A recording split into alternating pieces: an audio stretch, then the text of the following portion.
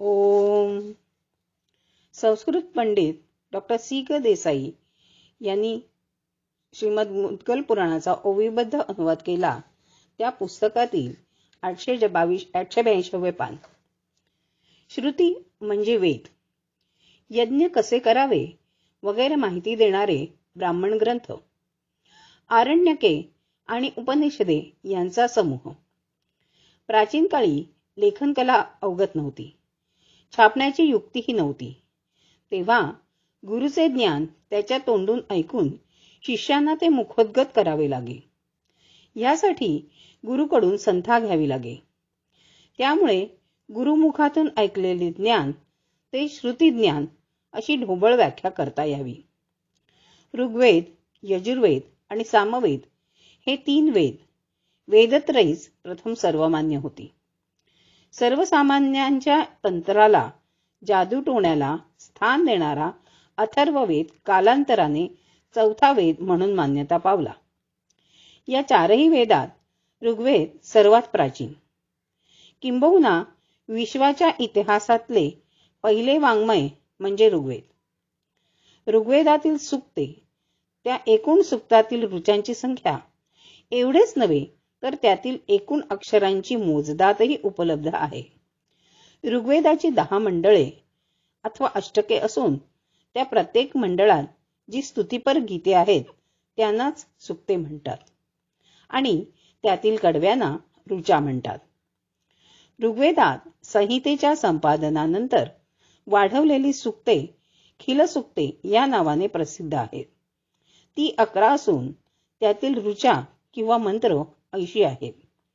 ही खिलसूक्ते मिळवून ऋग्वेदात एकूण 1028 सूक्ते, 10,552 मंत्र आणि एकूण 3,97,265 अक्षरे आहेत. ऋग्वेदातील एक तरी मंत्र म्हणजे ऋचा मुंज झालेल्या प्रत्येक हिंदूला पाठ असते. ती ऋचा 3ऱ्या मंडळातील शेवटच्या म्हणजे 62व्या सूक्तातील 10वी ऋचा. ही ऋचा म्हणजे सुप्रसिद्ध गायत्री मंत्र. ओम तत्सवितुर्वरेण्यं भर्गो देवस्य धीमहि धियो यो नः प्रचोदयात्. ऋग्वेद 3:62-10. याचा मराठीत अर्थ असा आहे: श्रेष्ठ ते सूर्यदेवाचे ध्यानी साठवितो बळ, आमुच्या इंद्रिया देवो प्रेरणा तो सुनिर्मळ. ऋग्वेदातील सूक्ते एका ऋषीची रचना नसून अनेक कुळातील ऋषींची अथवा द्रष्ट्यांची ती रचना आहे. वेदांना अपौरुषेय म्हणतात, कारण त्यातील ऋचा त्या त्या ऋषीला स्फुरल्या, डोळ्यांसमोर जणू दिसल्या आणि त्या त्यांनी शब्दबद्ध केल्या. ऋग्वेदात अग्नी आणि इंद्र या 2 देवतांची स्तुती प्रामुख्याने असून निसर्गातील उषा, पर्जन्य, मरुत, रात्री वगैरे तत्वांना देवता कल्पून त्यांची स्मृती गायलेली आहे. वेदातील ऋचांच्या पठनात आसे तू हिमाचल अशा भारतात कुठेही अक्षराचाही भेद नाही, कारण उदात्त, अनुदात्त आणि स्वरित अशा स्वरात या बांधलेल्या आहेत.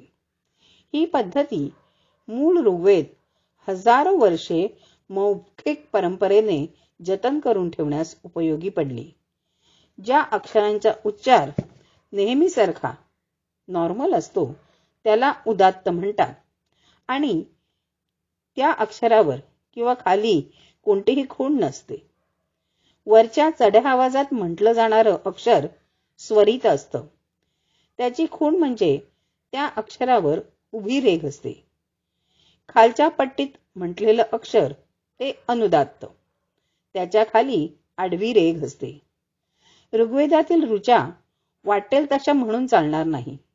उच्चारांच्या एवढ्या पक्क्या साच्यात त्या बसवलेल्या आहेत की त्यामुळेच भारतात सर्वत्र ऋग्वेदाचा एकच पाठ ऐकावयास मिळतो. ऋग्वेदात ब्रह्मणस्पती, बृहस्पती वगैरे देवतांची स्तुती आहे. ब्रह्मणस्पती देवाच्या ऋचांचा संग्रह म्हणजे ब्रह्मणस्पती सूक्त. त्यातील सुप्रसिद्ध ऋचा म्हणजे गणानां त्वा गणपतीं हवामहे कविं कवीनां उपमश्रमवस्तमं ज्येष्ठराजं ब्रह्मणां ब्रह्मणस्पत आनः शृण्वन्नुतिभिः सादनम्. ऋचा 2:123-19. याचा अर्थ असा आहे, गणांचा अधिपती, ज्ञानी लोकांमध्ये श्रेष्ठ आणि ज्येष्ठराज अशा हे ब्रह्मणस्पते, आम्ही तुझे स्तवन करतो. आमच्या स्तोत्रांनी प्रसन्न होऊन आमच्या साह्यार्थ यज्ञस्थानी तू स्थानापन्न हो. सांप्रत प्रचलित असलेला गजमुख गणपती आणि ब्रह्मणस्पती एकच समजून श्री गणेशाचे स्तवन ऋग्वेद काळापासून चालत आले आहे, असे गाणपत्य संप्रदायातील लोक मानतात. परंतु रुद्रालाही गणपती अशी संज्ञा आहे. त्यावरूनच गणांचा पती म्हणजे गणपती हे प्राचीन काळी सामान्य नाम असावे आणि कालांतराने गणेश संप्रदाय प्रतिष्ठित झाल्यावर एका विशिष्ट देवाचे म्हणजे गजाननाचे ते विशेष नाम झाले असावे, असे काही संशोधकांचे मत आहे. पान 882 संपूर्ण. ओम गम गणपतये नमः.